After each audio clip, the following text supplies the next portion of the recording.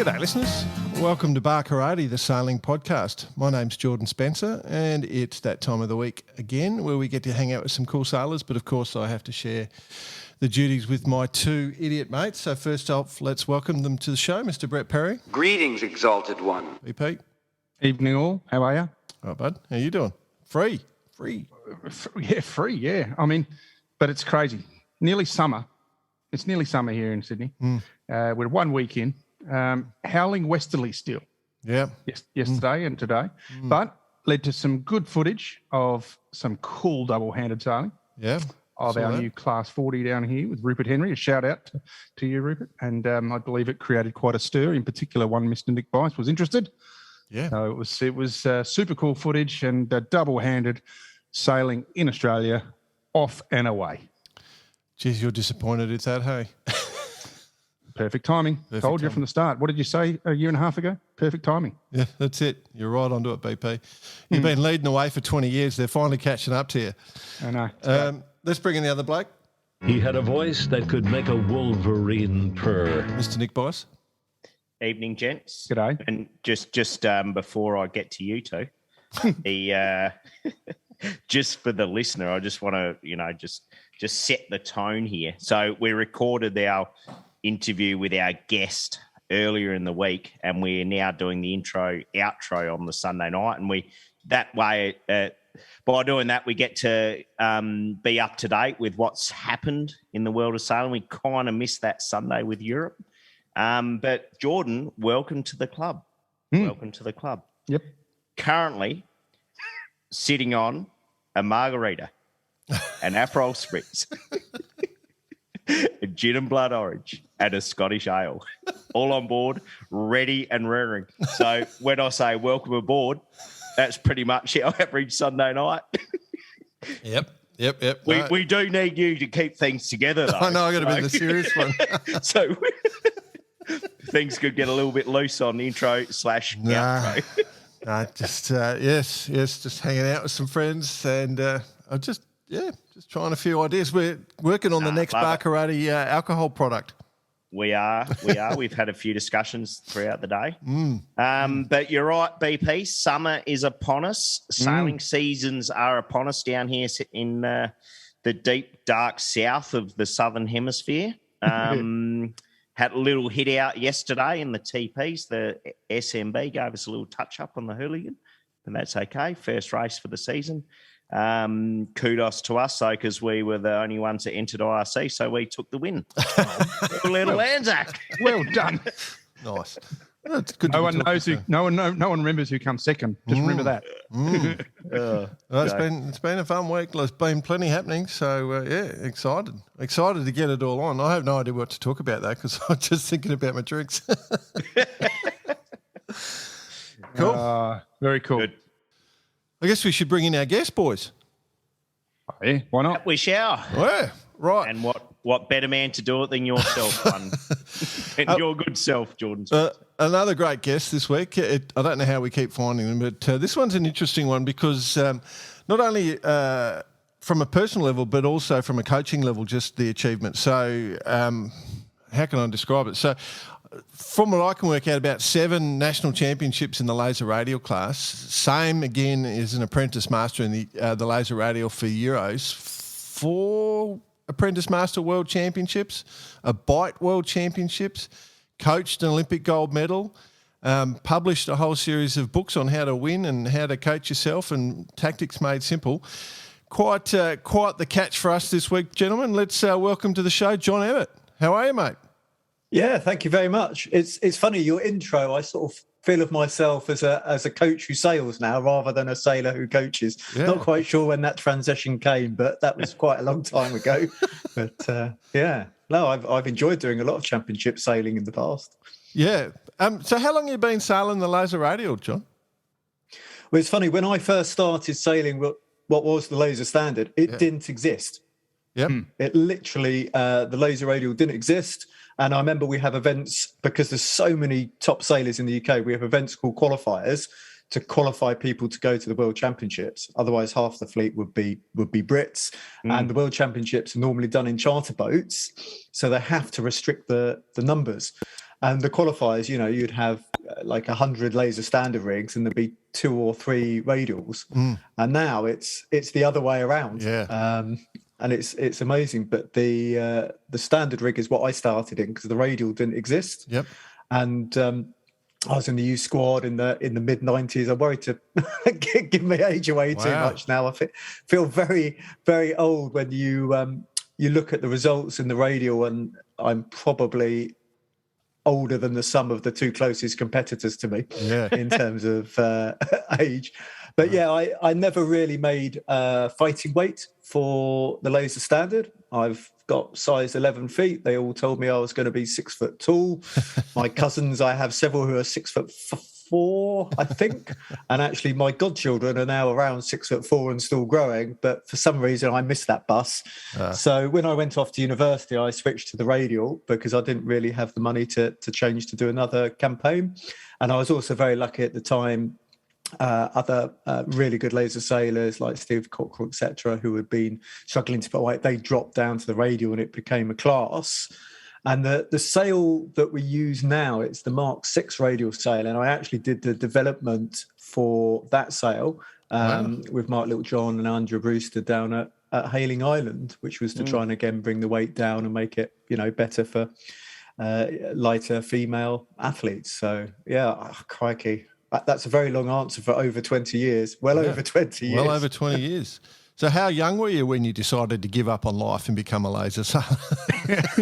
Well, I don't think I've quite given up yet, although there are the occasional days. There are other boats, John. You know that, don't you? Well, I try. I did Olympic campaign in 49, Olympic campaign in Tornado. But it's pretty hard. Like when you look at the 49er, I'll go to Worlds and I'll think, well, that's a pretty good result for me. And then the Brits had 1st, 3rd, and 7th in the same event. Yeah. So it's pretty hard. And I sort of had a lucky escape with the Tornado because we were just getting really serious about the campaign.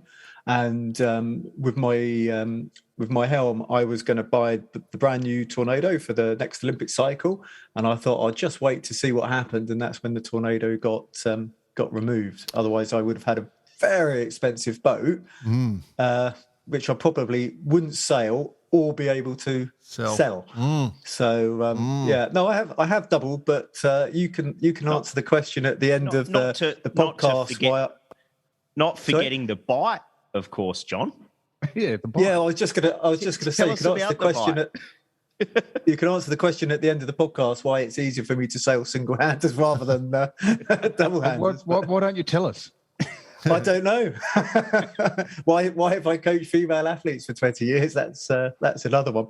But the bite was just very lucky. The reason, or not the sole reason, but one of the reasons I wrote my book, Be Your Own Sailing Coach, because I had major spinal surgery, which meant that I couldn't do anything for 7 months. I had a triple spinal fusion. So this doesn't really work with a podcast, but you guys can probably see it. It looks like somebody's tried to chop my head off. Wow. Because we've heard you're recently married. So after 7 months of no sailing, I was pretty keen to do whatever I could, and the bites happened to be in Weymouth. It was perfect, and they sorted me out a charter boat, and I just carried on. And the funny thing, there was a bit of confusion because I turned up to go sailing, and somebody rigged up my charter boat, so I thought it was perfect. I had gone to get changed, and then the person who went to get changed came back and found they had no boat because they'd tried to take the wrong boat. But that was great. It's a really nice boat. It was Ian Bruce, who was actually one of the fathers of the laser, the first laser builder. And I actually went to Canada the next year to support the Worlds, and I stayed at his house. And I think there's a boat out there for everyone, and the Bite is definitely a good boat for the lighter sailor. Which you tend to be after 7 months of just lying on a couch and not being in a gym or doing anything else. Bit like COVID. It's kind of gone the other way, though. I did both. I definitely didn't get lighter. Just quickly back to the Bite. Essentially, is it just a small laser with a different rig setup? Yeah, I mean, obviously the rig setup in lasers changed in recent years, but it's a fully composite mast. It really just looks like a sail from a 29er. Yeah, sure. And you have those nice things where you can pull the sail up on the halyard, and it's very responsive, and it planes very easy, and it's just a more modern sail, and yeah, it suits lighter weight sailors. In fact, I actually pulled the toe strap out. The one race I didn't win in the windy stuff, I pulled the toe strap out, and then I had 2 holes in the bottom of the cockpit floor and was gradually filling with water. And it even got to the point where I stopped planing, and then I got given a yellow flag because I pumped and didn't plane while I was in the process of sinking. But yeah, that's not good. So how did you get into sailing then? Like, was it always you another one like us that started from a young age with the family, or no, not at all. And I think I have to really thank my mother. I was in a organisation which is called the Nautical Training Corps. If you think like Scouts, Sea Scouts, that sort of thing. So they did canoeing, and they did kayaking, and they did camping and rock climbing and abseiling and all that sort of campcraft stuff. And I do wonder how I went from being 6 people in a Wayfarer, very, very occasionally being allowed to hold a jib sheet, to I didn't like being told I was just ballast, to full-time sailing and then later full-time coaching. Yeah. But I guess my mother's father's sister died, left me a small amount of money. I think I've got that right. And I bought my first topper. I don't know if you guys know what a topper is. It's like an ironing board, but it's pretty indestructible. And, you never forget your first boat, 17548, called Emmanuel. And I suddenly liked the racing and that when I was on my own. And I think I also owe a lot of thanks to Chris Gowers, who's still the laser coach, and also Mark Littlejohn for putting me in the youth squad in 1994, because according to the results, I think I had absolutely no right to be there. I had a lot of what was then PMSs, retireds, disqualifieds. And then when it was something like under 9 knots, I had a few top 3s, and that's sort of in the era of Ben Ainsley and Ian Percy and Andrew Simpson and stuff. So they realised I could sail, just I was a bit light and didn't have any boat handling. Wow. And that made a tremendous difference. Wow. Do you think those, like, what got you to a higher level was competing against those sorts of people, or was it just determination? I was absolutely the run to the litter in just an amazing youth squad. Yeah, I just they're all legit.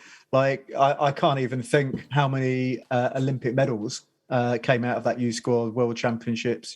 People, sort of people like Goody, etc., who sort of had to wait their turn to go to the Olympics and get their gold medal in the laser class because Ben was there, and just that group ethic of training made a huge difference, and getting out to international events I think made a big difference. I went to the first Radial Worlds in '94 in Wakayama. I probably said that wrong, and even though I was just knocking around somewhere inside the top 20, that sort of learning experience made a huge difference, and I'm so glad I did it. You've got to push yourself outside your comfort zone.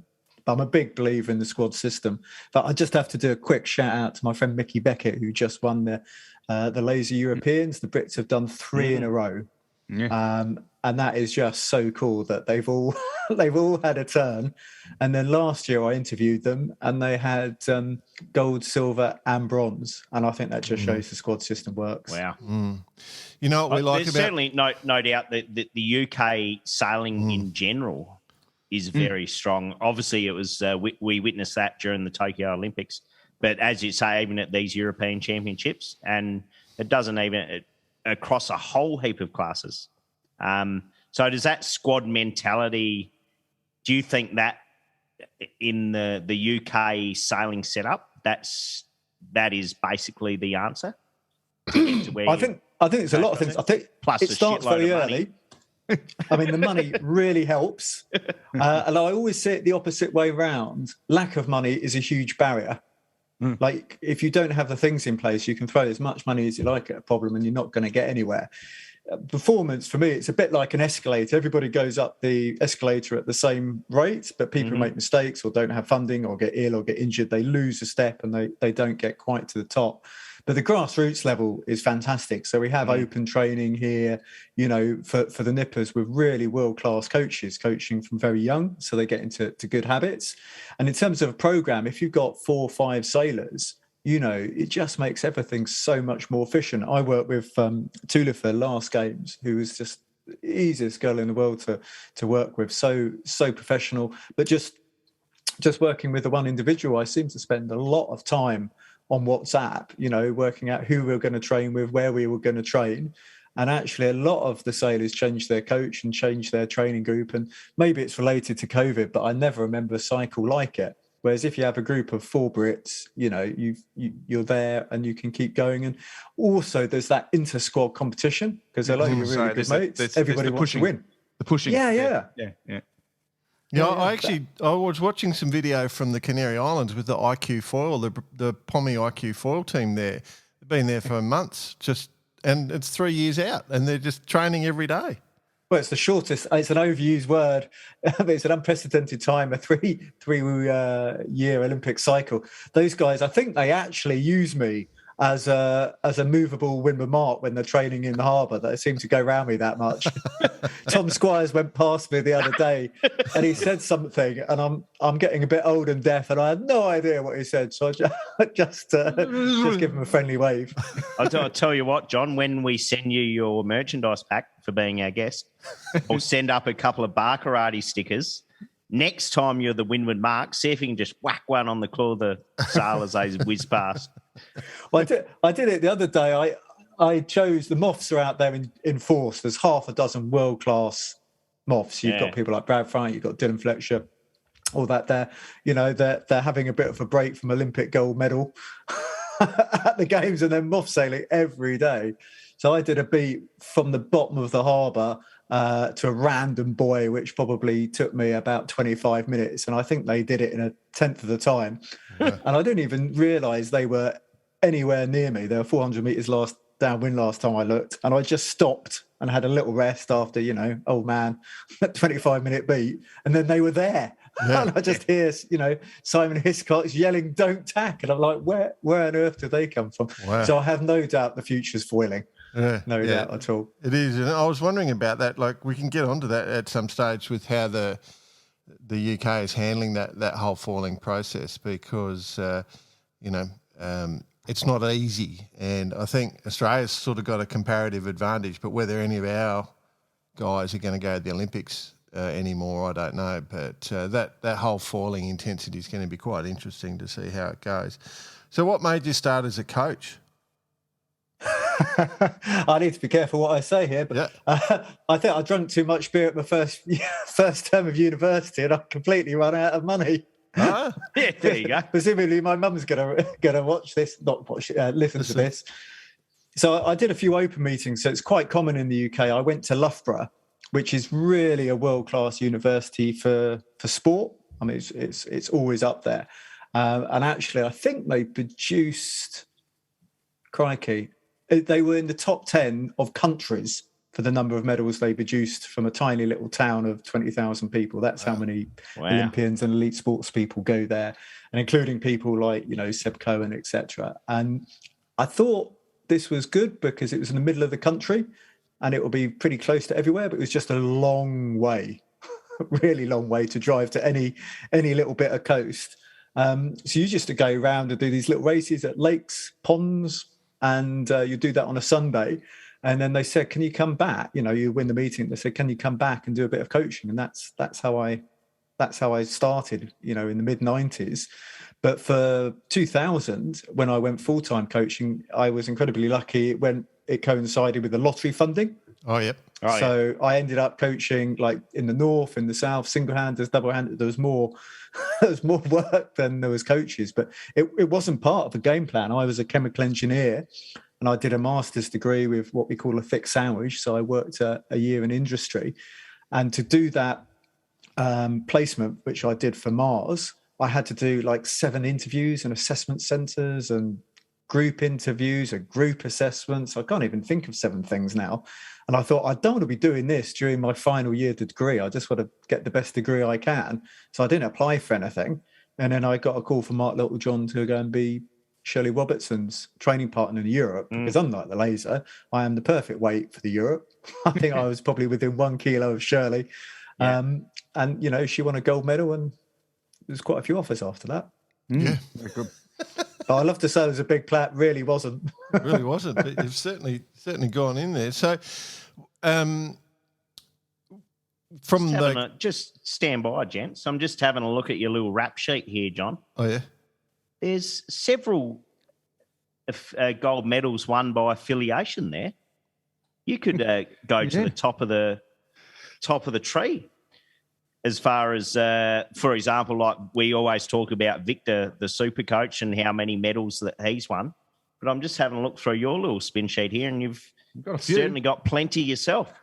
Yeah, I don't know. It's funny. I also feel saying sort of a parasitic sport, because you can only do as well as your athlete. And I've been, you know, it's been great that people's approach to me.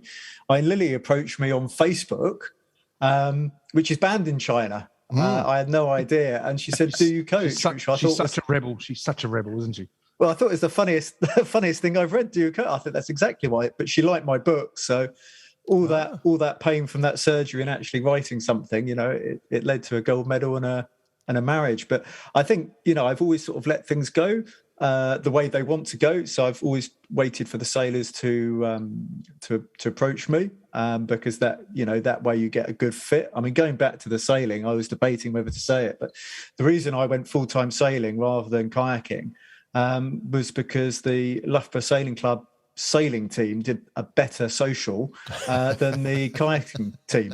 Like, they both did Wednesday afternoons, they both did all weekends. You could only really join one and do it properly. I'm a big believer in doing it properly. And the canoeing guys, they're pretty cool, and we had a nice night out. But the following Wednesday I went out with the sailors. I woke up on the Thursday morning. I had no idea what had happened. I had lots of beer tokens. Literally, when you bought the beer, this was wonderful. In my days, it was less than £1 a pint. You got given a little token, like a little brooch, and I woke up and my pocket was full of these things. I thought, that was all quite good fun. I'm going to be a full-time sailor. But, that's probably not done my credibility any good. But, you know, life's about the journey. Didn't seem to hurt it. Well, the atmosphere is so important. Like with the Olympic circuit, you spend more time with the sailors than anyone, including your wife and your family, by a country mile. So it's got to be a good atmosphere. And anyway, I think a good atmosphere just makes it easier to get good results. The two are hand in hand. And there's a very good book called The Core by Aki. I was suggested it by Tula. He's a Finnish guy who worked with all the top Formula One racing drivers. He was basically the doctor, and he talks very much about having this core. And I think it's really important, because if you're unhappy, it's really hard to do well. So yeah, that's why I've always tried to wait for a sailor to grab me. But I'm getting a bit of pressure from Lily at the moment, because she's like, you should be a bit more proactive. Yeah, probably paid to get out there. It's an interesting philosophy. Like, what I discuss this with myself a lot, because, you know, I'm the only one that discussed it with yourself. Yeah, I'm the only one that likes me. He's good at that. He doesn't like talking with idiots. He's like, who's the smartest? Oh, Jordan, yeah, welcome back. What the purpose of a coach is the question. You know, like, if you actually put yourself into the coaching role, and obviously it varies on the standard of the people you're coaching, but what is the purpose of a coach? What makes a good coach? Is it to teach them how to win, or is it teach them fundamentals, or is it to teach them how to think? Oh, crikey! I think there's at least three things in there. They always raise a red flag when you say teach people how to think, because I did 2 Olympic cycles for China, but I think you've got to fill in the blanks. Yeah, a good coach provides the sailor what it needs. And I know that sounds such a cliche, but it's different things for different people. If you need a shouty coach, I'm not your man. And if you need a good dad, you know, somebody who's going to make you a nice dinner every evening or whatever, that's not me either. I'm a bit of a jack of all trades. So, you know, I do an awful lot with rules and meteorology, but there's always going to be somebody with more expertise in that area. But it's worked very well when I've worked for, you know, small teams or small countries which don't have that expertise. But it's interesting when you say about the levels. my approach is exactly the same whether I'm working with a 12-year-old topper sailor or a 24-year-old Olympic campaigner, because there's no point wasting time on the water. You always want to do things in a fun way, and you need to have clear goals and be efficient.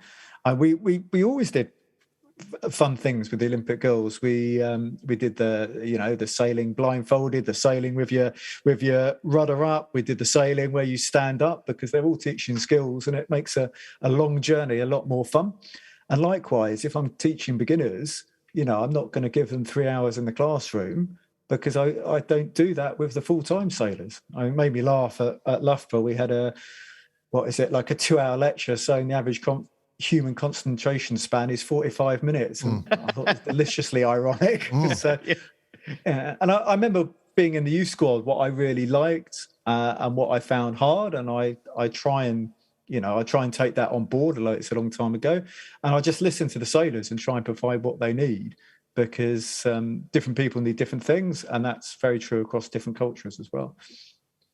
That's always a learning experience for me. If I had to talk to my wife, my sailor, and my mother in rapid succession, even given the same information, I had to talk in very different ways. Try not to get tripped up. It's interesting, isn't it? Like when you are coaching, you can see sometimes, though, that when you get someone special come through the ranks, like you can see that someone's got the right approach, the right attitude. There's definitely... it's an interesting, somebody's got all the talent and the application. Some people have got no talent but the application, and some people have got talent and no application, if you know what I mean. Like it's that and that's hard. That last one is hard. Yeah. And I'm not interested because I can't help. Yeah. I want to work with a sponge, if that makes sense. Somebody who's going to, really eager rather than a rock. I mean, it was easy for me in the last campaign with Tula that I'd actually watched her sail, since the 2008 Olympics. So I was very aware of things before we even started. It's a small world. When you add up the number of full-time coaches, it's not a lot of people. We just travel around the world, or we did until COVID, and change the letters on the back of our rib every 4 or 8 years. It's funny, isn't it? Like as a coach, you become the best powerboat driver you can. Well, you say that. I'm not sure I'm that good. I don't. At Tokyo, I was actually parked next to the Chinese, and some people didn't even notice that I changed country for the last 5 years, which I thought was quite interesting. Even though we're there in full uniforms, it's sort of like a prison uniform if you have to wear the same thing every day. And when I got back to Weymouth, I turned up at my local club, not only wearing my Finland team kit, but wearing a mask and with my Olympic accreditation around my neck. And I'm like, no, I don't need this anymore. But having done it every day in, day out, it was just force of habit. The other interesting thing about this, and this is a really important question that needs to be asked of the laser fleet. Oh dear! Is it mandatory to write a coaching book once you've gone well in a laser? I remember having Glenn Burke's book. I have that. Yeah, there's a whole list of books that I contributed to Goody's book. The Radial stuff. We had Blackers on a couple of weeks ago. His book, yeah. Blackers book, yeah. Yeah. So is that part of the training when you go through the laser program on how to write a book? Is that part of your training? Well, for me, you can insert your own joke here, but I nearly went absolutely crazy after my surgery, because I had 7 months of not being able to do it. When I say that, I wasn't allowed to lift. I'd over a week in hospital. I wasn't allowed to lift anything over 2 kilos, which 1 included a laptop and 2 included the family cat. So every time the cat came and sat on me, I couldn't actually move it. I had to scream for my mum to come and move, move the cat. So for me, writing the book really, it sort of saved my sanity to give me something to put my teeth into, because I just love being a busy person. And after I did the first book, it sort of becomes a little bit easier. It's like that first step. But the truth is, every book I've written is an injury. Oh, okay. So the first one was, to paraphrase, a broken neck. One was a broken arm. They said I did very well. I broke the radial. It's called the radial, the elbow. It's the thickest part of the thickest bone in your arm. Wow. At Hayling Island, I failed to unclip and fell over on the concrete while stationary and broke my arm. I then did a day's coaching with a very painful arm, including holding somebody in 20 knots with a broken arm while they rethreaded their main sheet, which was the wrong way. And I just had an overwhelming urge to keep on sticking my arm up to the elbow in the cold water, which seemed to keep the pain away for a little bit. But by the time I got back in and hailing at spring, tides could be pretty tidal. My arm didn't work. It refused to bend or do anything, however much I fought the pain. So I had to tie a bowline with my left hand to tie up the rib in like 5 knots of current at first time. And then they took me off in an ambulance with gas and air. And after a couple of minutes, I said to them, I don't think it's working. And he said, it definitely is. They took me to the hospital and they said, don't worry, we've got a nice guy. They do they withdraw the blood, take all the pain away. And then she came back about 5 minutes later and said, oh, sorry, that guy's not in there today. But yeah, that was, I guess, 2 months, no sailing. And I've had 2 shoulder operations. I think I've missed one. Again, it doesn't really work on a podcast. Yeah, I've got holes all over me. How many books you got? Yeah, that's right. How many books have you written? I guess you'd say 5. Yeah, there you go. But coach yourself to win is like a second edition of Be Your Own Sailing Coach, because I wanted to update it and they told me that it was too big. And that was like shoulders, the radius, the broken neck. Yeah. It's only 4. Well, I guess if they ask me, do I want to write another book? I don't. It's a really painful experience. But Coach Yourself to Win was the second edition, really, of Be Your Own Sailing Coach. And it was like asking a father, which of your children do you want to get rid of? Because I had to go from 20 chapters to 12, and I didn't like doing that. No, but, I hear you. Hopefully it's improved. But I always wrote it so you could read just a chapter standalone. You just like a Yachts and Yachting article or whatever, so people can read the bits they need to read about and ignore the bits they perhaps already know or whatever. But yeah, I don't write any more books. They would have taken a sailor to do that, because our attention span. You've already worked that out. Well, one of the best compliments I had is I bumped into a friend a few years ago, and he was pretty upset that somebody had stolen Be Your Own Sailing Coach out of his kit bag. Oh, okay. Oh. And I thought that's sort of a compliment, isn't it? But yeah, I don't know. That's very strange. What because when you go to the dinghy... What year was that, John? Because I'm building myself a bit of a story here. I guess it was maybe 10 years ago now, thinking of the... Because when we had the big boat shows, all the stands, they lock themselves down overnight, so nobody can come and, steal the laptops or their new merchandise. Yep. But normally the bookstores, they're the ones that just leave their products out, because I think they figure the people who come and buy that are the least likely to come and walk off with it. But there we I'll go. tell you my theory. Yep. Her name wasn't Lily, was it, at all? No, I think Lily was probably still in China at that point. Yeah, she's pretty handy, She managed to log into Facebook from China. She's got some people out there stealing your books. Now you're married to her, eh? Yeah. It's funny. She's struggling at the moment. She's in China at the moment, and she's really struggling to log on. So when they're in Beijing, because they've got the Winter Olympics coming up next year, the Great Firewall is really strong at the moment. Really strong. Yeah, right. Yeah, sure.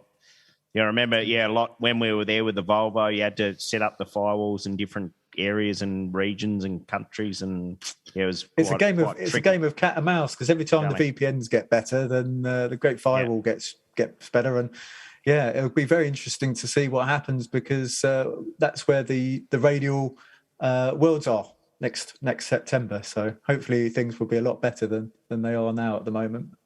But it's a closed country. Yeah, here.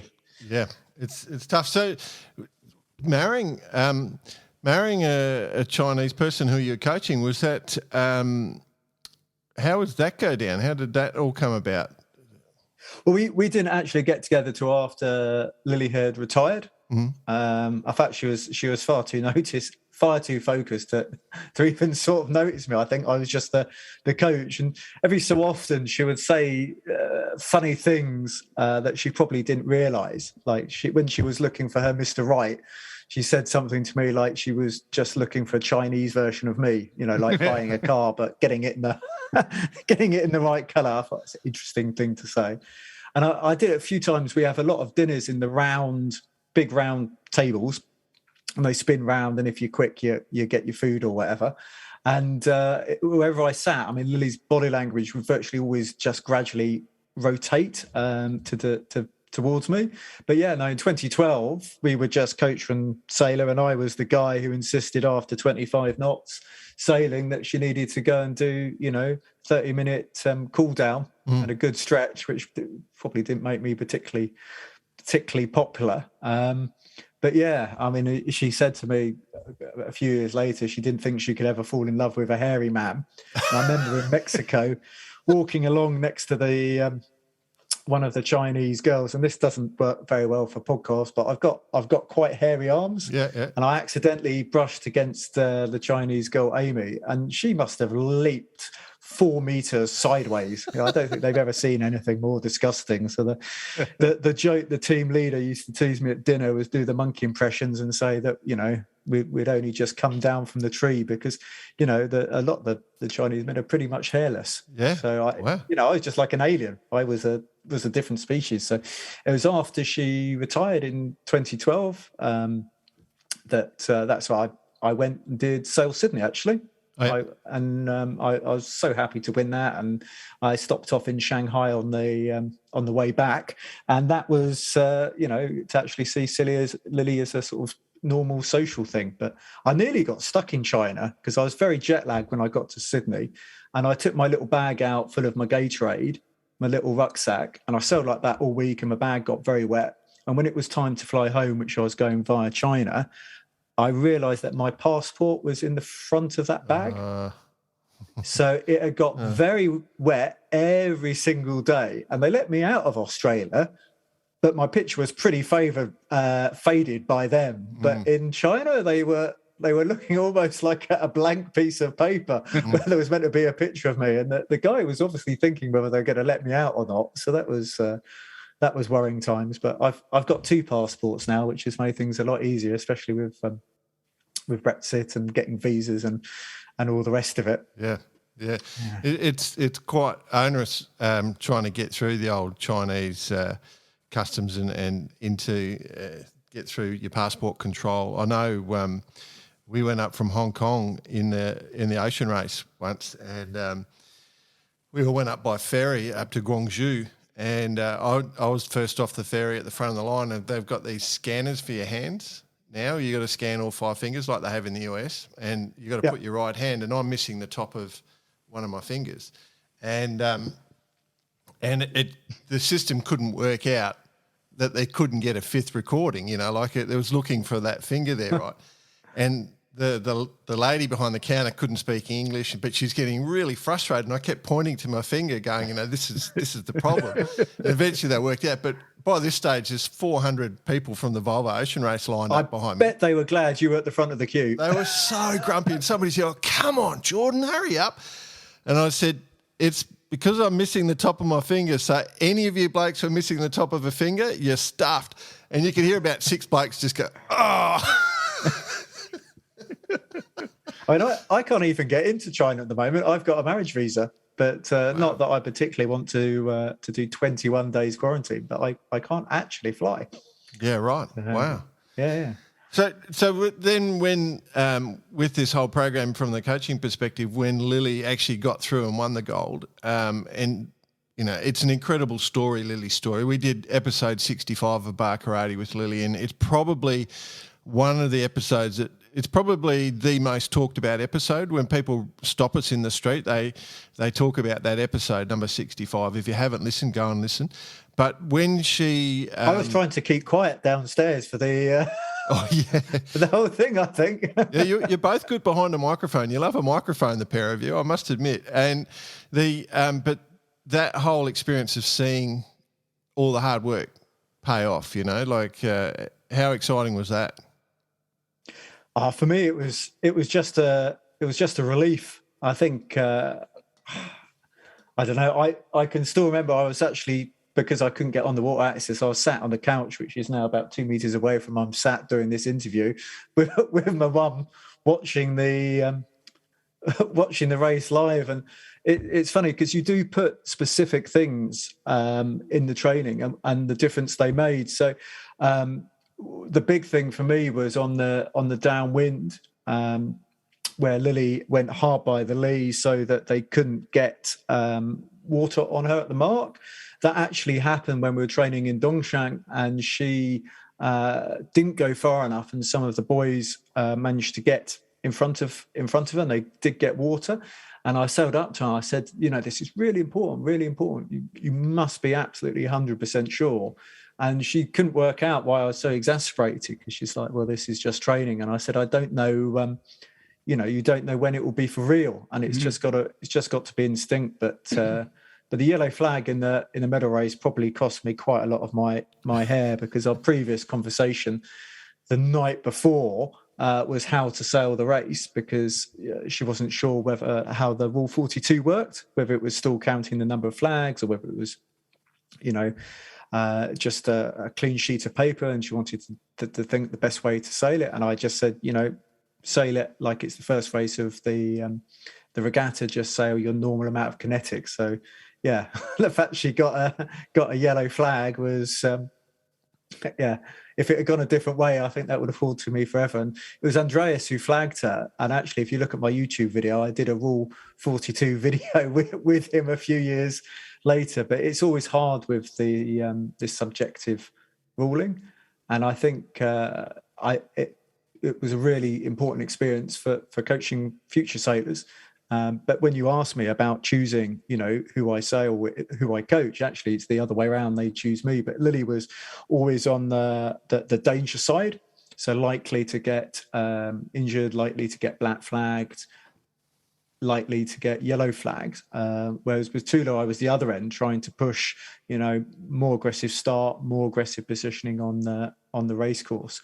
I think we only ever had one protest in the entire.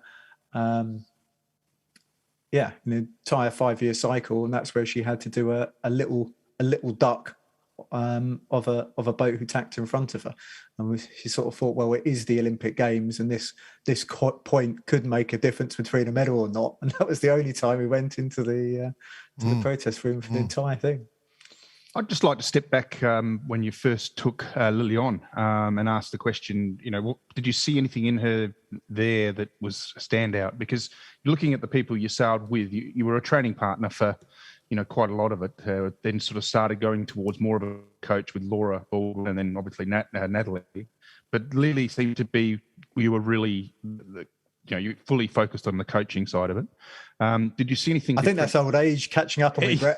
Yeah, fair enough. But the point is that by this stage you're probably at the top of your game as well, right? You've got your own philosophy, you've got your own technique, and you've got Lily, and you're a couple of years out from the games. Did you see anything special? Because to win a gold medal in that fleet, it's not easy.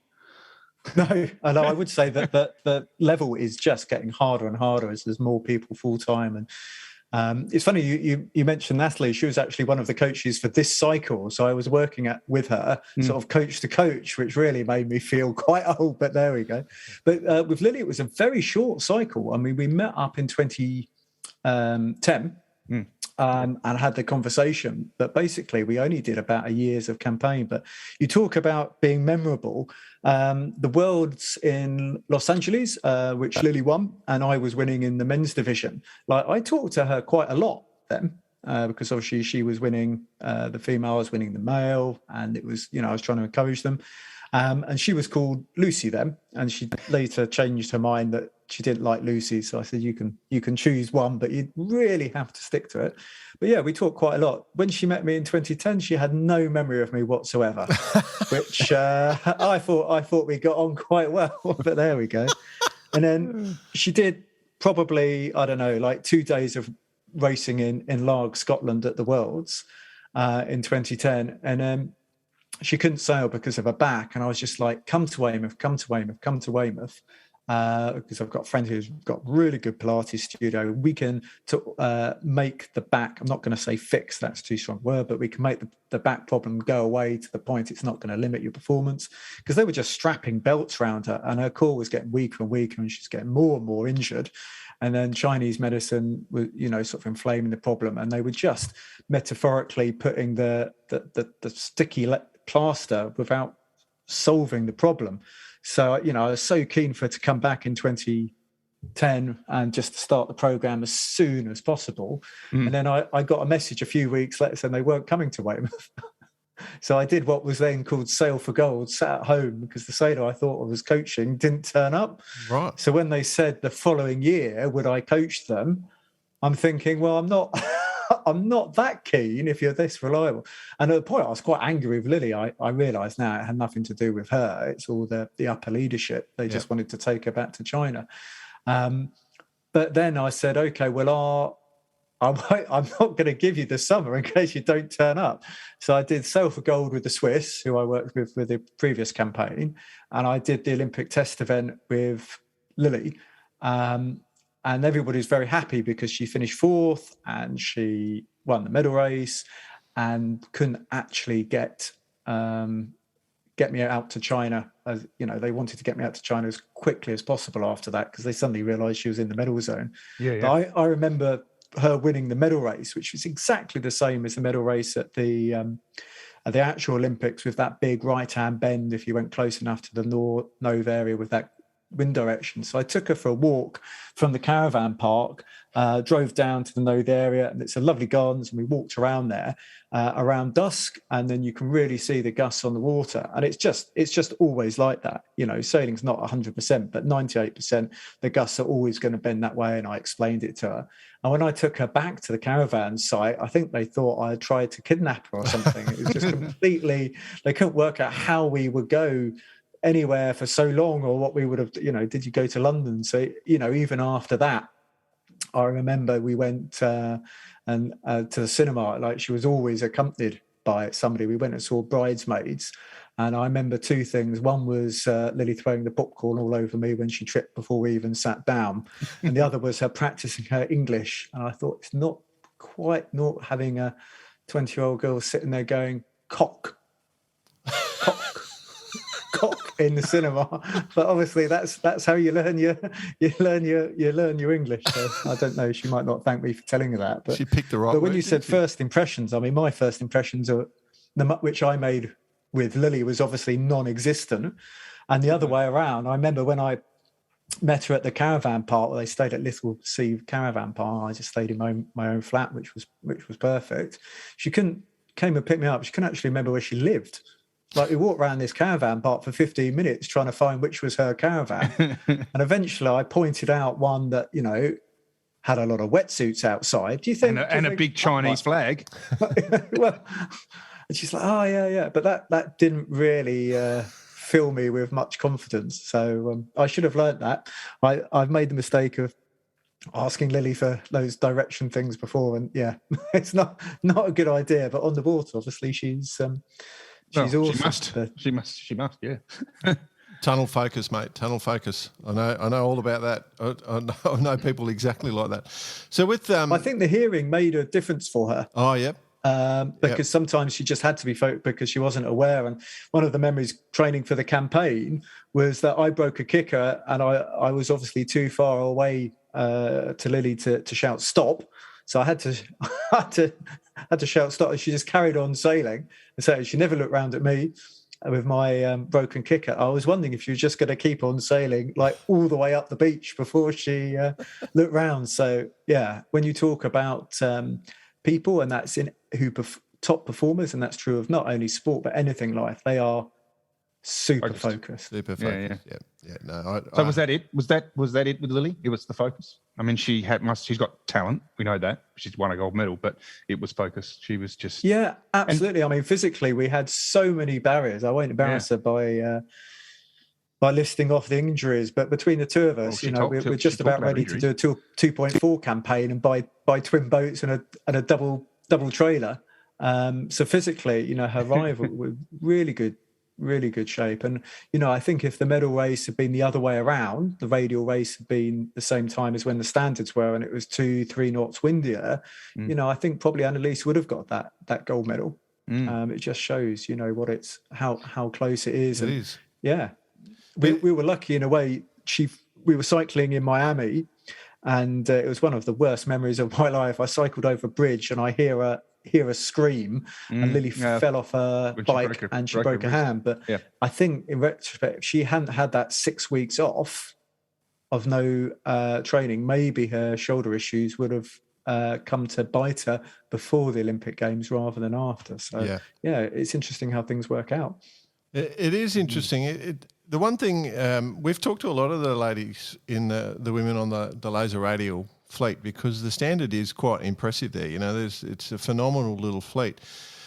So when you took over with Tula and went to the Olympics just been, she got 5th. So the Finnish sailor got 5th from memory. So, I mean, again, in that standard of fleet, that's right there as well. You're fighting out for everything. So was that as rewarding or slightly different, or it was just... being involved in the Olympics is just amazing. I mean, a lot of the journalists, they asked me to do runners and riders for the classes before the games. And even in the classes I'm heavily involved with, like the radial and the laser, it gets harder and harder. So I sort of said, I thought probably Anne-Marie was a certain for a medal, along with Marit, and then I felt the third medal was likely to go to Norway, Finland, or Sweden. But there were so many people in the mix. We worked well with Norway, and when you talk about a fit, I really enjoy the Northern European culture where people say what they mean and mean what they say, and we had a really good working relationship. And every day somebody had a pretty good day and a pretty bad day. So in the standard rigs, Finland was leading. They had gold, I think it was maybe day 3.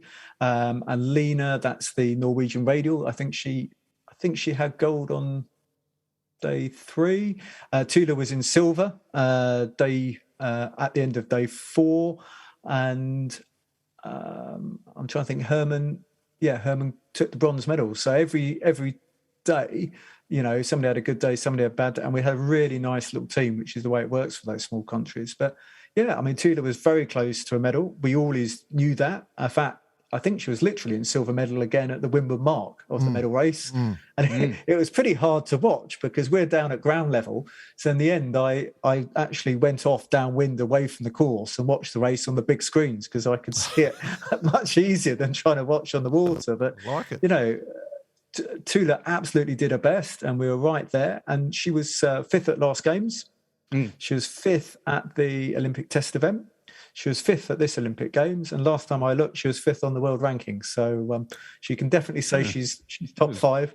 And I'm really good friends with her previous coach. So it's, there's no banter between us for the results. But I think she ended in a really good way. A lot of 5s all round, eh? Well, it was a difficult conversation because she was going to start real life in 2020 when COVID hit. And we just had the chat and said, I'm really happy to carry on going if you are, but let's just do this only if you really want to. And I'm really proud of her that she went back, she finished her degree, and then, crikey, I mean, she was studying and doing a full-time program. I don't know how she did it. And just did everything in the most possible professional way. It's going to make it very difficult for the next athlete because the bar's been set high. Yeah. So talking about carrying on and moving forward, what's happening? What's in the pipeline for you? I don't know. waiting for that athlete to come to you. Yeah, I had a very polite email from Tula about 5 years ago, and I was sort of waiting for that. But yeah, no, Lily's been pushing me to put a Facebook status or something out there. But I just think the fit's so important, and I'm very aware that for some sailors that there'll be a more suitable coach than me, and for other sailors I'll be a perfect fit. I mean, you mentioned Blackers, but I mean, I think he's the gold standard. Crikey, 3 Olympic golds on the trot, and actually I think he was really perfect, especially for Slingsby, because he's just so pragmatic, and he was like that, when he was a sailor, because he was Ben Ainsley's training partner in my generation. So he came and he did the qualifiers, and again they took two out of 3 medals on that Olympics. So yeah, I think it's also about trying to optimize what the performance you can get at the key regatta as well, because you can't just go flat out for 3 years. No. This is the only downtime we get. Yeah. Well, it is interesting because, it's one of the few stable classes going into the next Olympiad, where there's not some major ruction going on, we've sort of half the classes have sort of changed, I guess. So you can. We talked about the future being foiling. It feels like half the classes are now foiling, because you've got 2 foiling kites, you've got 2 foiling boards, and a half a foiling cat. Yeah. Yeah, half a foiling cat. Like it. Well, they foil one way and they don't foil the other way. Yeah. Well, at least that's that's last time I looked. In fact, I saw a few of the NACRA sailors in the dinghy part this week who are now sailing FX. And I said to them, what's it like? And they said, after foiling, it's a bus. And, you think of 49 is pretty high performance. And then it goes away. All right, we're right down to the end of our time, but I do want to touch on a couple of things that you do, because if people want to find out, not only have you got the books out where, you can learn that, but you do actually do quite a bit on, I think, YouTube and Facebook, where you actually do quite a bit of stuff where people can develop their skills utilising your expertise. So just tell us about that. Yeah, well, I did it originally as a sort of stand alongside the books, or the technique, just to try and put it out there. And then training to win, I was actually in China, and I realized that I needed to coach the coaches how to coach, because there was just no history there. So I actually needed to describe more or less every single exercise that we needed to do. So if you think, things that are really quite obvious to us, we call them rabbit starts or bunny starts or whatever, you say that they have no idea. So I was writing this stuff down every day. So I thought, well, I might as well, put it in a book. And actually that was the 5th book, and didn't have an injury, so that was fairly unpainful. And we actually recorded all the stuff, and it's surprisingly hard to get 10 Chinese topper sailors who's never done an exercise before to line up in a straight line in 4 knots. And we did a lot of drone footage, and we got that all out. And also, if you probably realised, I'm quite talkative, and I do enjoy doing the interviews, because I think it's only natural to talk to sailors at the end of the day, and what went well, what went wrong, and people are interested. We need to promote the personalities in our sport. That's what media is all about. It's not about how fast you go, it's about close racing and the characters behind the medals. So I thought that was an important thing, and I did it for the UKLA, that's the UK Laser Class Association, a lot. I just pointed a camera at people and did interviews, but actually stepping in front of the camera, I think I made the mistake in Melbourne, the Melbourne Worlds. I said, it's a real shame there isn't anyone here doing those sort of interviews or whatever. And then it was basically, okay, well, you do it. So it's carried on going. I just have to remember to leave the laptop encoded overnight, so the video is ready to be popped up on Monday morning. But I just love the sport, and we do need to promote it. I mean, I would say my level is I'm a good amateur, or very bad, definitely below professional, but with the YouTube, the content's there. And when I go and see my university friends, I mean, their kids, they don't even seem to watch TV. They just have YouTube going on in the background with Mr. Beast or whatever it is.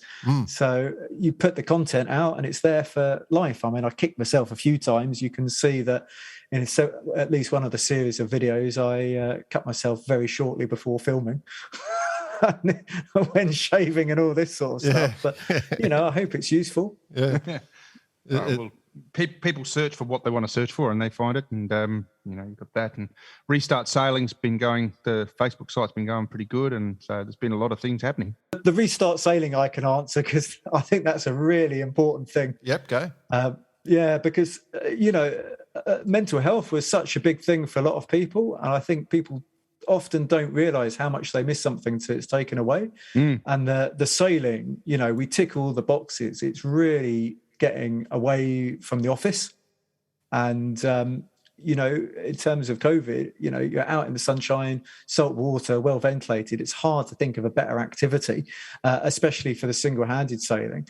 And the rules in the UK changed quite a lot. So we felt that it was really important just to put that information in one place so people could go sailing, because there's a lot of people who weren't sailing when actually they could have been.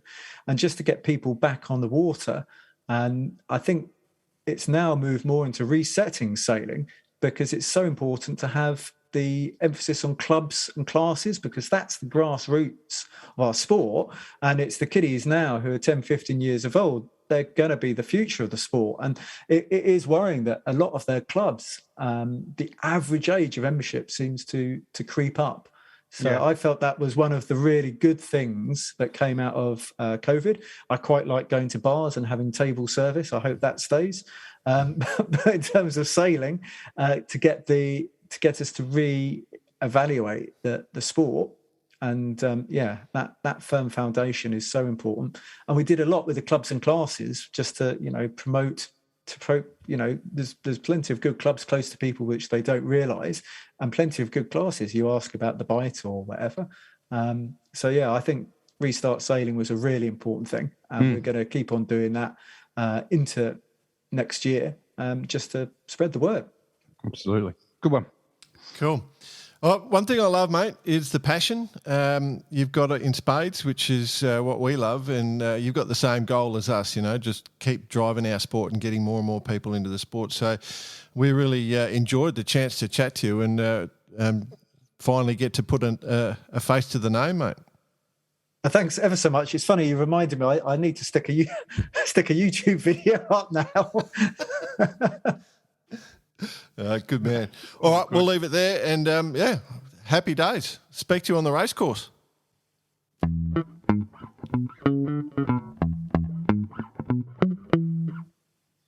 Gents, I have a hypothesis. Is that how we say it, Jay? Yeah. You're not making a statement. You're asking questions, Bicey. So, fantastic insight into everything, how everything works, coaching, winning, all those sorts of things. But I'm always going back to that story about someone stealing that first coach's book, and I did bring it up during the interview. I think there's a Chinese operative on the inside. Now, I've done a bit of research in the meantime. China, from a sailing point of view, has just gone streaks and bounds. Absolutely. Since the book got stolen in Olympic sailing. So I'm just putting it out there, like, call me crazy, but I think there's something going on that is not being told. This is big, Bicey. This is huge. This is going to break it down. So are you asking? You're not saying. You're asking. I think he's hypothesising. Is Lily a spy for China in the sailing world? Potentially.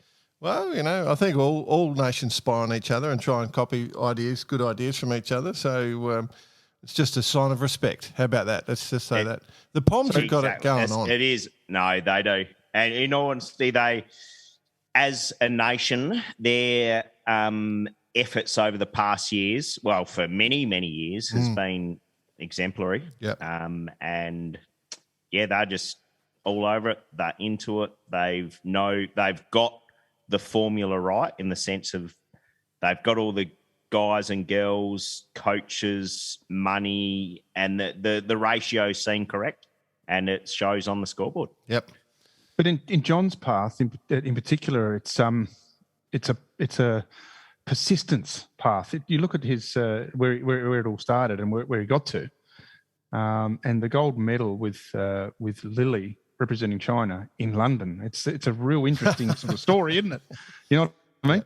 Yeah. It's not like he's coaching the GBR. He's actually coaching a Chinese in his hometown, but the story is phenomenal. I think that's the key to it. Yep. Cool. All right, moving on. So there's lots to talk about this week. There's a bit happening on club events. I'm going to be a little biased this week. There's a little yacht club called Mooloolaba Yacht Club on the Queensland Sunshine Coast. I am a member there. And they are hosting next weekend their women's keelboat regatta. So we're just going to plug that little club event that's on. So it's all sold out. You can't get a ticket, but it's worth a watch if you're there. Very difficult course because it's on the Mooloola River. It sort of does a big 90-degree bend right in front of where the racing does. So you can get wind come down one channel or the other. It's really short courses because there's just no room on the river. So by the time you get the kite up, you've got to pull it straight back down. It's tough, and they're sailing on Elliott 6s. They're sort of it's going to be tough. It'll be tough, but it'll be fun. All the women getting together. The Mooloolaba Yacht Club is it's been reinvigorated by a whole bunch of females or women, and they're just going gangbusters. So good on them. Well done. Looking forward to that one next weekend. Brava, as they say in Espanol. See. Any Jack Lloyd listener of the week? We got a Jack Lloyd listener. of the love this one. Oh, do you? We have a Jack Lloyd listener of the week. Right. James Jamison from No, it's not James. as he wrote James. it, Not from James Jamison. Scotland. So Jimmy J, mate, Jimmy. you're the listener of the week. Jimmy Jimison. You're obviously Jimmy's written into us. He's keen on the Etchell.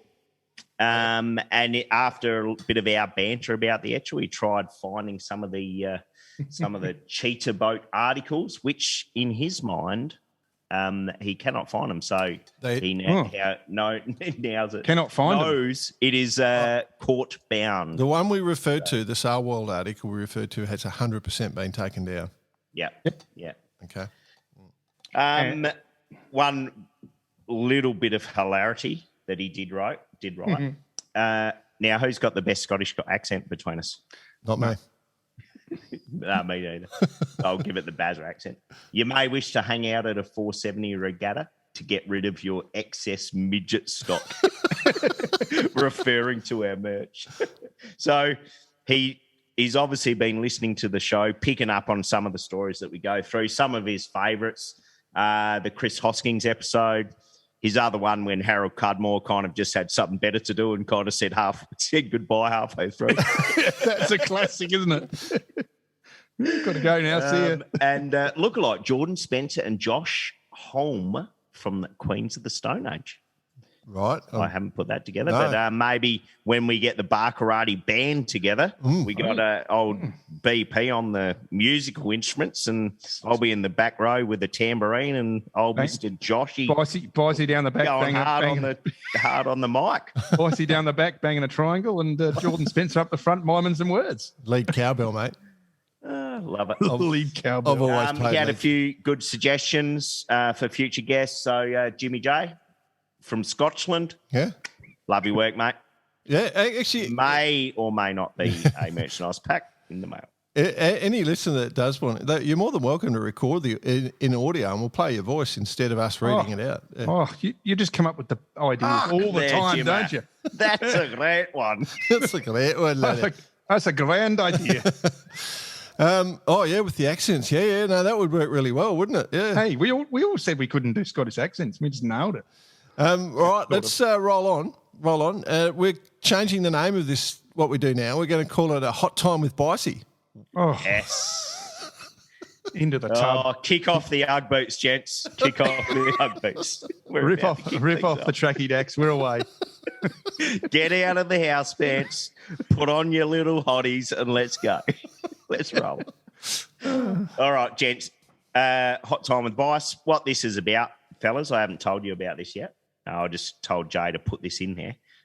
Basically, it's a bit of a quiz on what I consider to be 5 of the hottest topics in sailing for the week.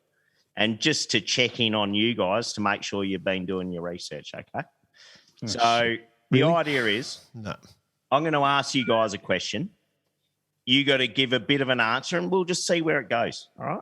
Okay. So, and this hopefully lends its ear to some of the listeners and so they can get a bit of an update on a few things as well. So, first question: where is the Nation League and Swan One Design Worlds being held in 2021? I know the answer. BP?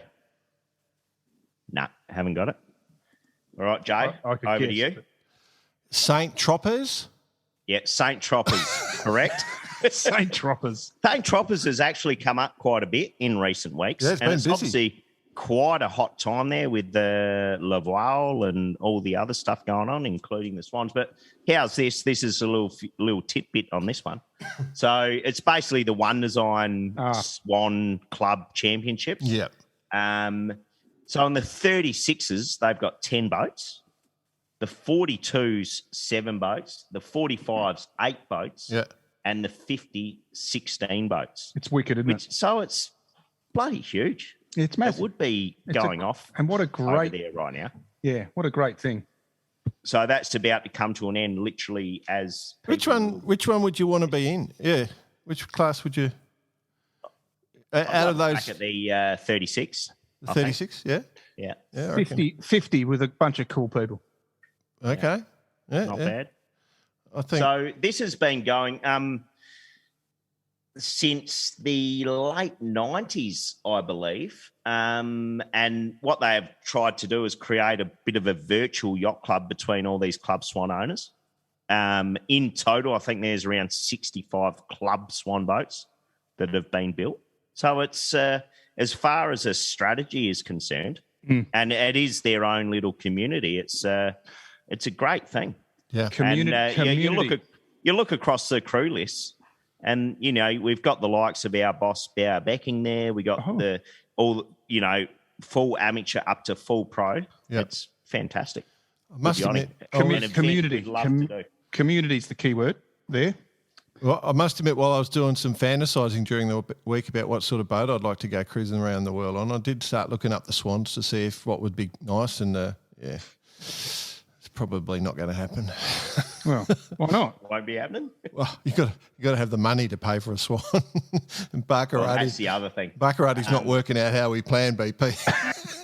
Did we have a plan? Well, shit, I don't know about you blokes, but I wasn't certainly looking to retire off this. We've just given all the money away that I had saved up for boats. I was hoping to have a VX, but that's all. It's all gone into Baccarati. Well, we can't bloody get any, can we? So I'll be able to get one. Don't worry about that. Let's order one right now. Order. Because we got the next best idea. Right. So what All you're right, saying? boys. What you're saying is we're not doing the Swans this year. All right, No, we but won't do the Swans, but we love 'em. An event we would love to do. Yep. Yeah. I All right. agree. Yep. Number 2, boys. Okay. Yep. Okay. Where is the next Sail GP event being held? Well, that's easy. I know. Is it going to happen? Right, Pick me. Go, BP. Sydney.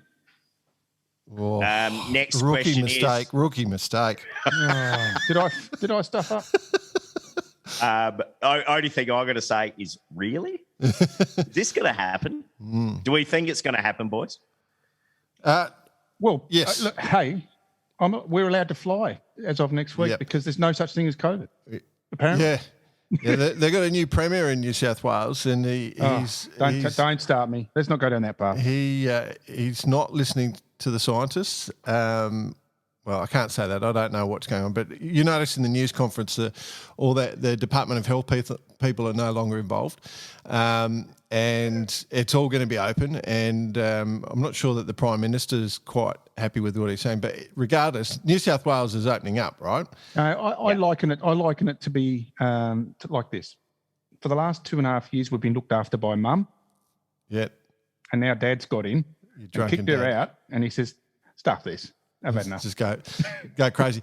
Look, I think because not everyone's vaccinated, there's gonna like we're one of the few nations, we don't have many people dying. There's not very many people dying. In New South Wales, we're going to start seeing a lot of people dying. Will that stop Sail GP going ahead? I don't think so. I think the new guy's going to let it happen.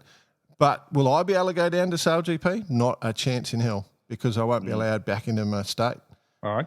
Yeah, I think whilst New South Wales is allowed out and able to play, I don't think anyone's going to be allowed back home if you go into New South Wales. You'll be locked in there forever.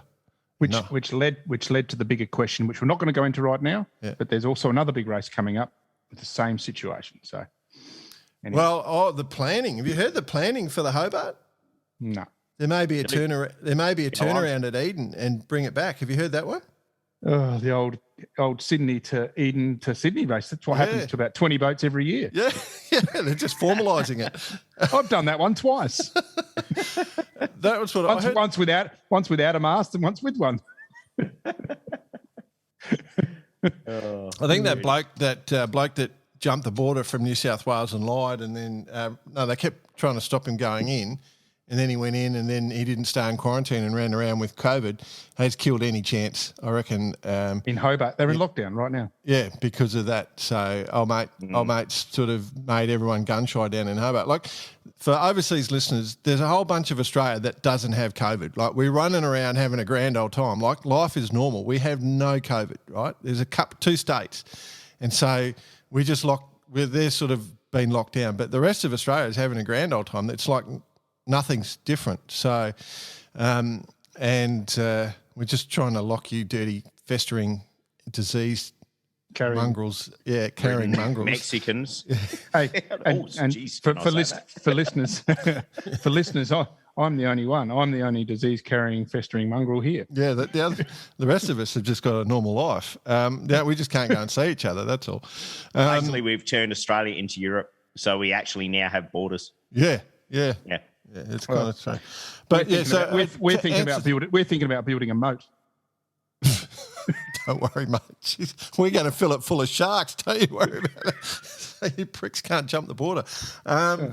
We like sharks. Sail GP is definitely going to go ahead, I reckon, because they've got to bring the boats down here anyway. It's all part of. I think they've already. Yeah, so they've been Christchurch. Yeah, obviously, and doing Sydney. Yeah. So. Yeah, it'd be smart, like from a cost-saving perspective, just drop Sydney and go straight to San Fran and not do anything for 4 months. But I'll tell you, half the crews are already on their way back, sort of thing. They're all pretty keen to get back to home. So. Well, I guess at least 50% of all the teams are Aussies anyway. That's right. They're only coming home, right? That's right. Oh, dear. Hey, do I have to apologise to Sail GP, the organisers of Sail GP? If you remember, when we went to Air last week, it was obviously the last day, and I'm going, when are we going to get a windy day? And it's possibly produced one of the best days racing ever. I was at a barbecue today with some non-sailors. We were just talking as people. Because they put it on the news, didn't they? What do you do for a living? What do you do? And what do you you got to me and, I do this. And, really? Oh, what's that bloody sport? The boats, those boats, the things, the big things, the ones? Oh, yeah, the Sail GP. You're down the news last week. What's going on at the corner? The green boat, the Australian boat, nearly cut off the red boat, and it was just awesome. It was. Yeah, it was. So hence why they put it in kilometres an hour. Yeah. It's probably working, right? But it was fantastic to see, wasn't it? It was great watching. Like that final was a bit hilarious in the end, but sorry to Spain, capsizing on the way out. So, but when they hit, like the amount of spray coming through those things, and good work for all the women racing. Happy for them. Awesome, loved it. I wonder if we should get Shirley on the show at one stage because she was hanging by her feet. Oh, no, it wasn't Shirley. Of course it wasn't. It was bloody Nana. Hey, no, Hannah. Sorry, Hannah Mills. Yeah.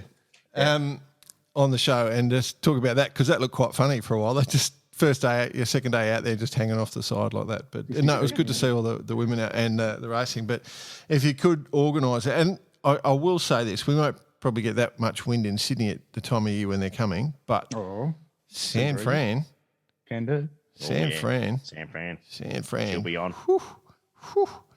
She can get windy there and nice and cold, and it's heavy wind too. I think they're also getting a lot more aggressive too, which is fun.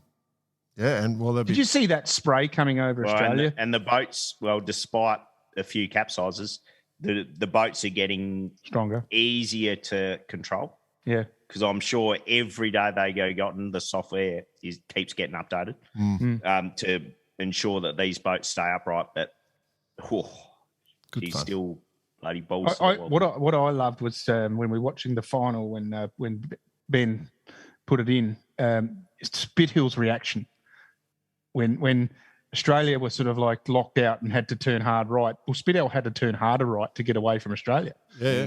And that footage from Spidell's boat was just phenomenal. So, yeah. I mean, that could have gone really bad. And then it was just mentioned a second ago about the way Australia came across the front of Sir Hested at that first mark, the reaching mark in the race before that.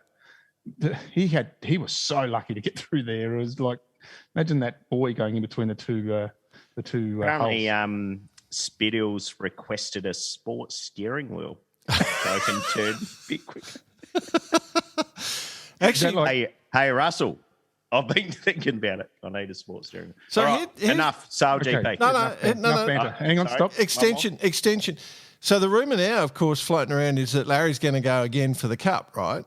And that because Blair and Pete haven't signed into Team New Zealand, that they're going to be the new skippers of the team, the Larry's boat.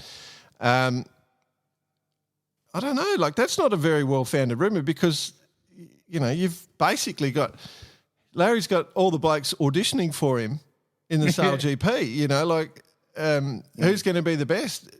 Well, it's full Probably, on, isn't it? you know, well, Ainsley, you can't have Ainsley, but you can have Slingsby. You can have Outridge.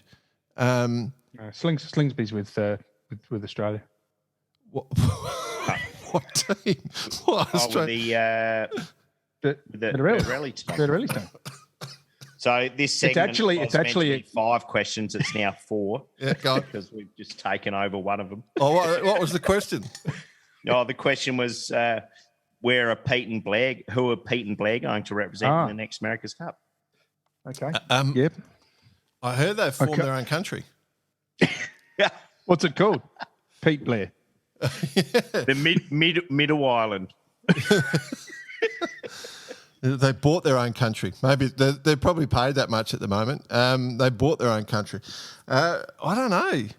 Like I honestly think if Larry, that rumour is true, Larry can sit there and pick whoever he wants, really, because one, he's got the money. No one's going to. Well, I suppose they've all got heaps of money, haven't they? Those blokes, but yeah.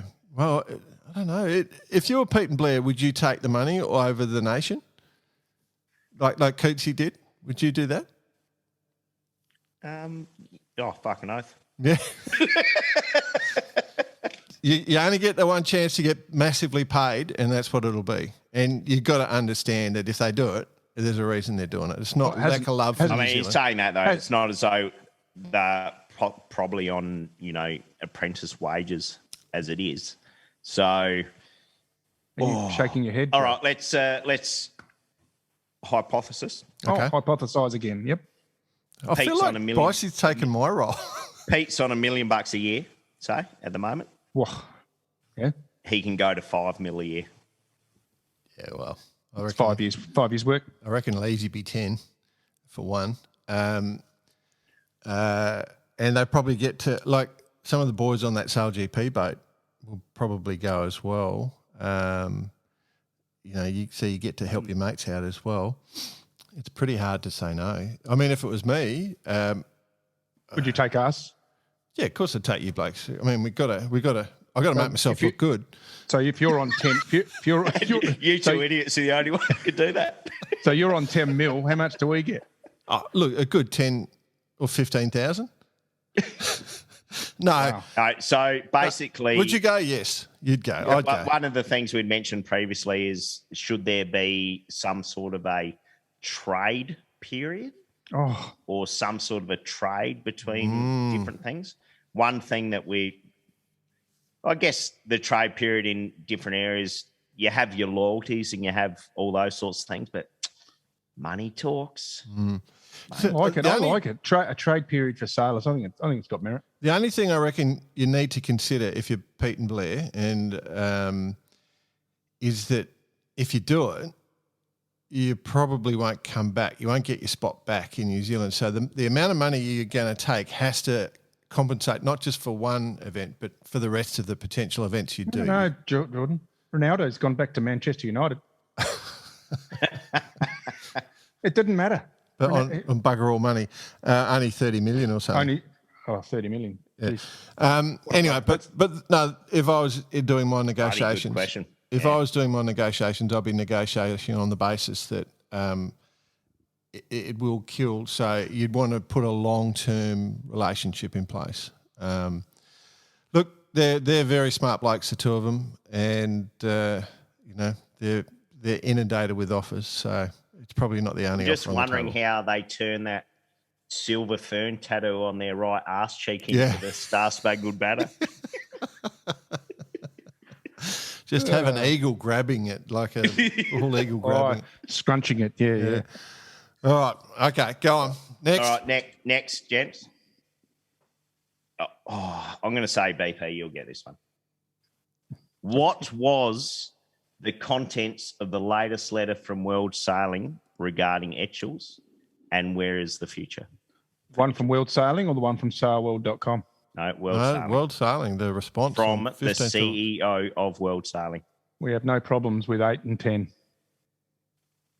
Yeah. Bullshit.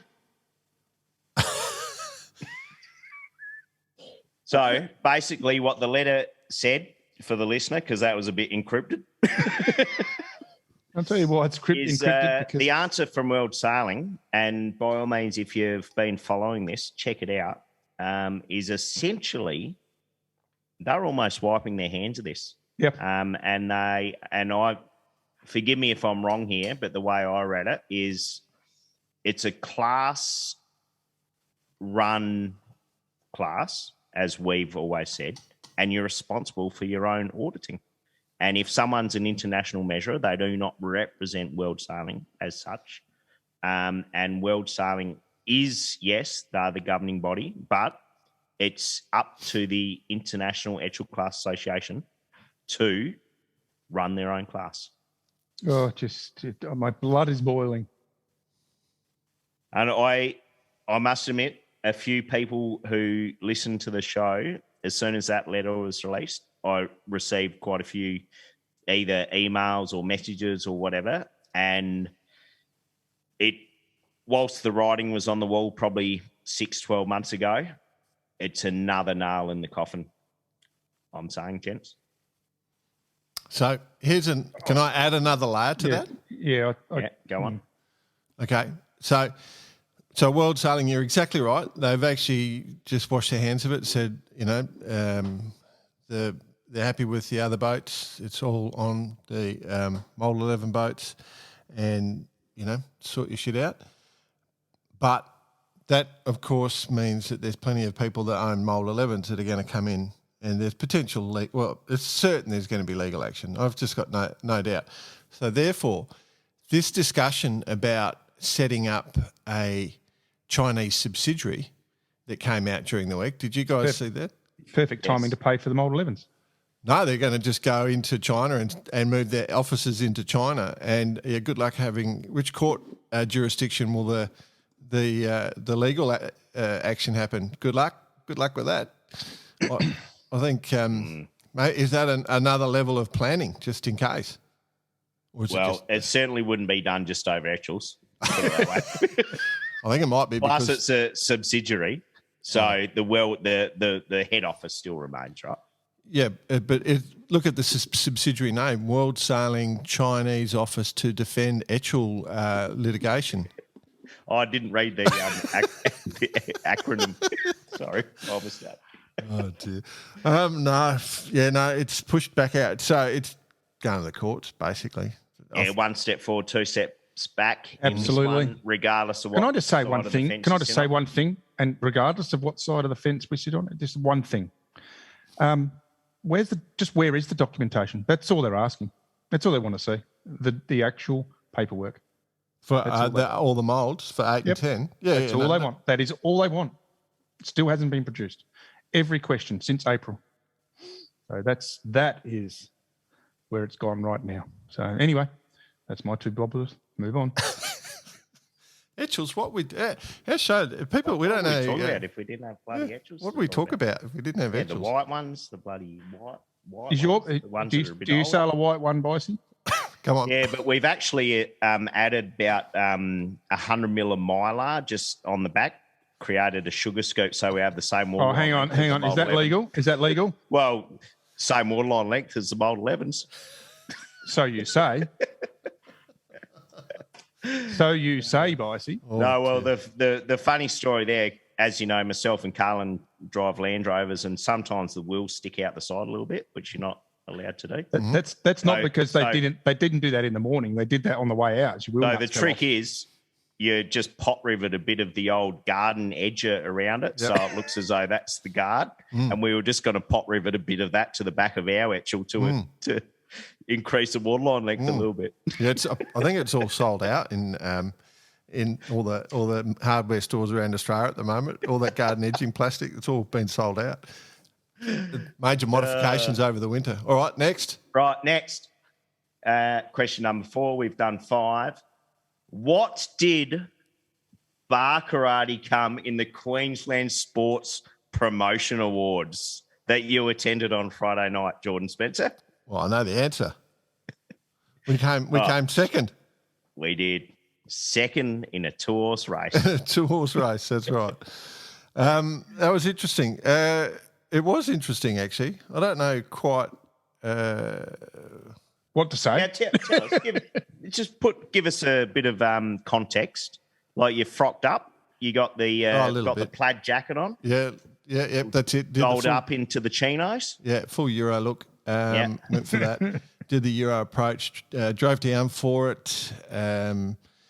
Was it a night for you and Jack? You spent the night down in Brisbane? I wouldn't. No. I wouldn't make Jackie suffer through a presentation ceremony. That's the last thing I'd do to her. Especially if we came second.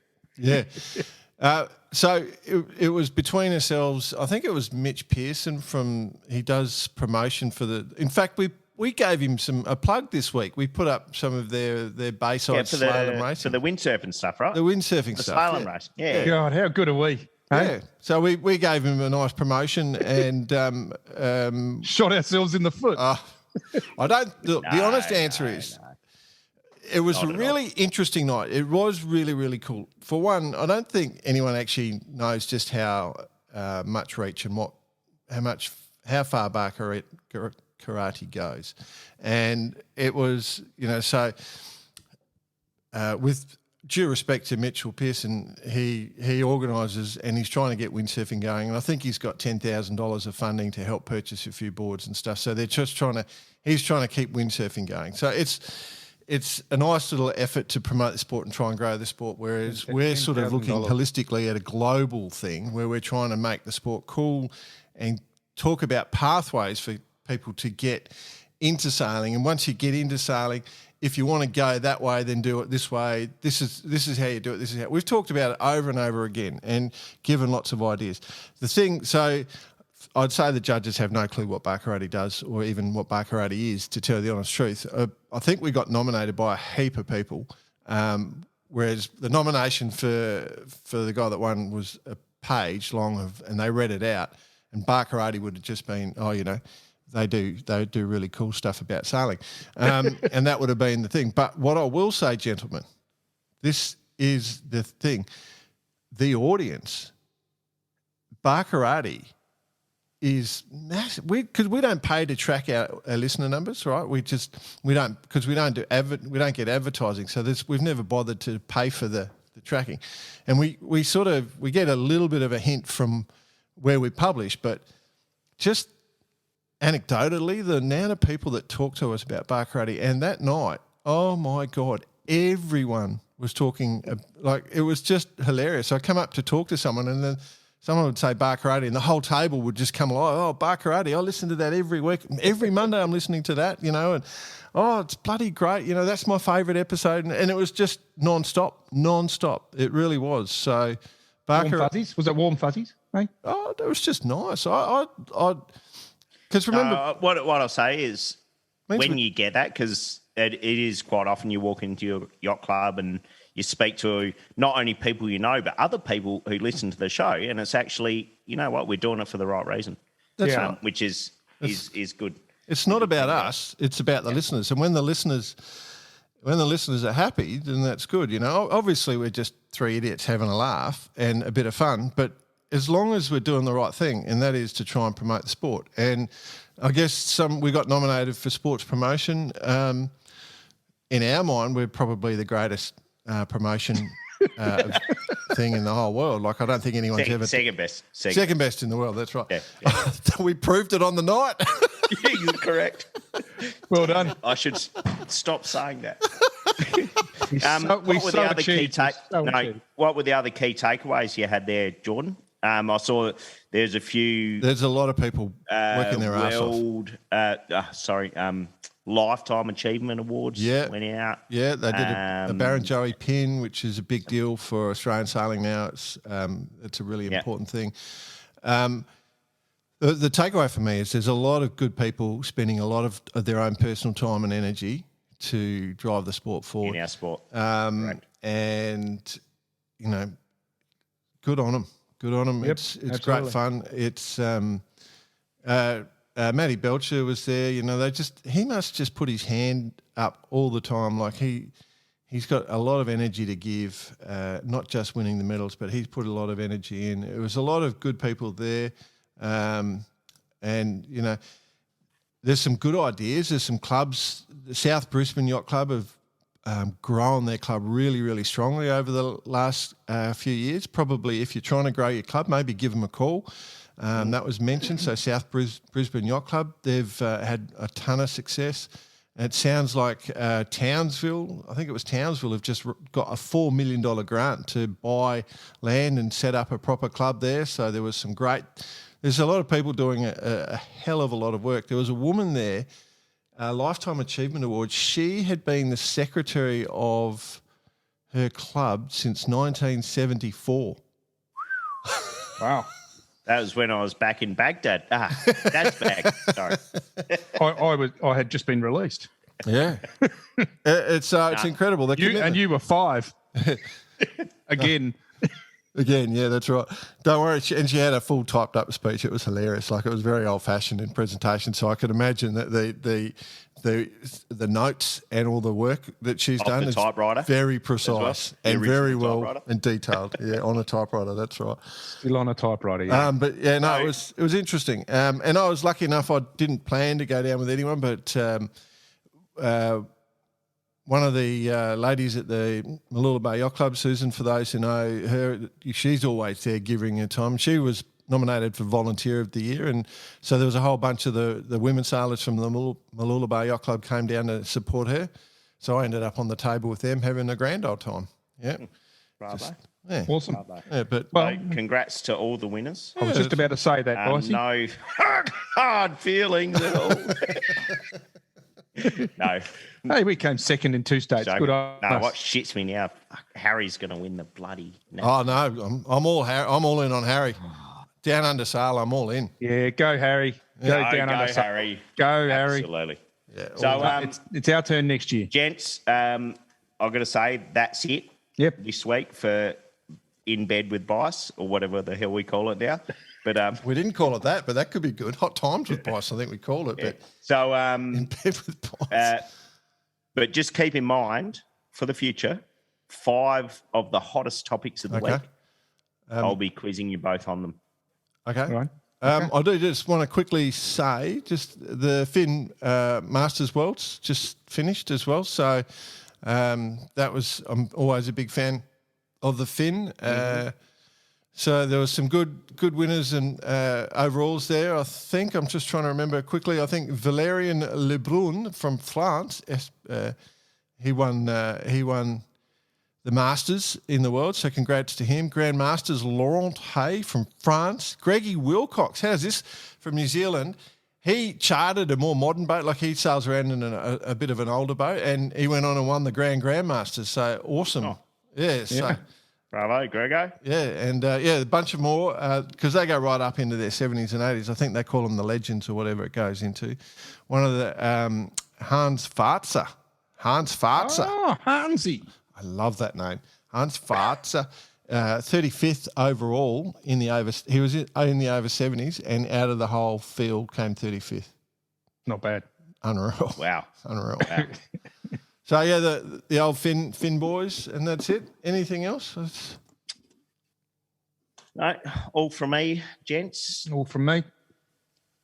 Right, I hope well. you enjoy everything that's open up for you, BP. And Yeah, well, apparently we're going sailing not next infecting next anyone week on else. going sailing next week on a white boat, I think. Oh, lovely. Yeah. What do they call them now? The E11.2, 22.2, sorry. Yeah.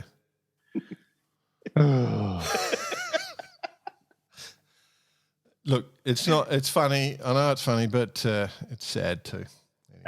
Very sad. All right, let's go. Leave it to everyone. Yes. All right. We've Get my got some. guitar. Hang on a sec. Go get my guitar. Yeah, Wait get on. your guitar. We've got some more brilliant guests lined up. We've got some really good ideas bringing it forward. So, yeah, look forward to hearing from you. If you feel like going and rating the show, you're more than welcome. It just gets more people listening to the show. That more people find it with the 5 stars. So everyone seems to give us 5 stars, so we're very grateful for that. If you're not happy, send money.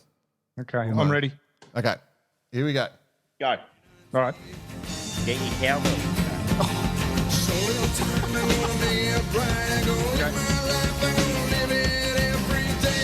Bring in the cowboy next week. Jay, you're out of time, mate.